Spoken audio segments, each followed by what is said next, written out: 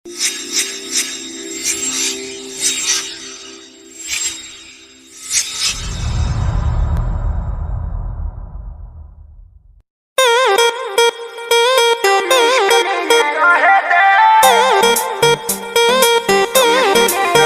हरिचरण सिंह चुटिया, DJ Haricharan Singh चुटिया, DJ Haricharan Singh चुटिया, DJ Haricharan Singh चुटिया का YouTube channel को subscribe करें। मेरे बाबू मेरे सोना, तुम इश्क में ना रोना, मैं लाख बड़े कब कर लो, तुम ही मेरे होना। मेरे बाबू मेरे सोना, तुम इश्क में ना रोना, मैं लाख बड़े कब कर लो, तुम ही मेरे होना। समझा करो मुँह बाल कर हमरो के कुछ कहे दे, कुछ कहे दे। अबे बात करी रे बगली रहे दे, अबे बात करी रे बगली रहे दे।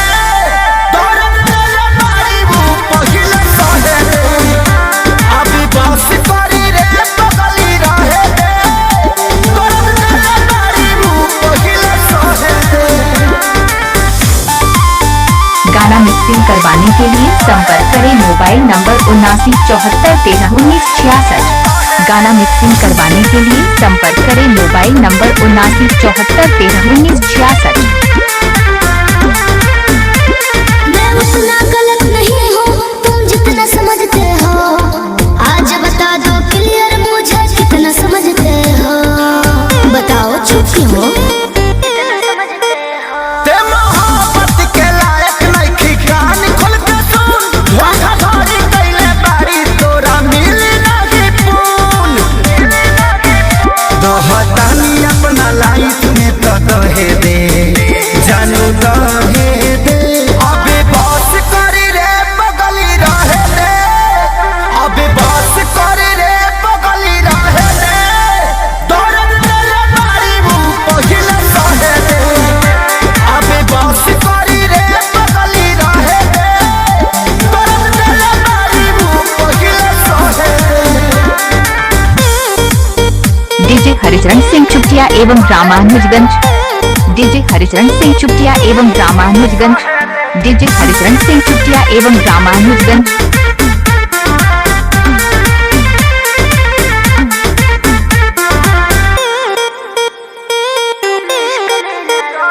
मैं कहीं रहूं पर जाना तुम पे मरती रहूंगी जी।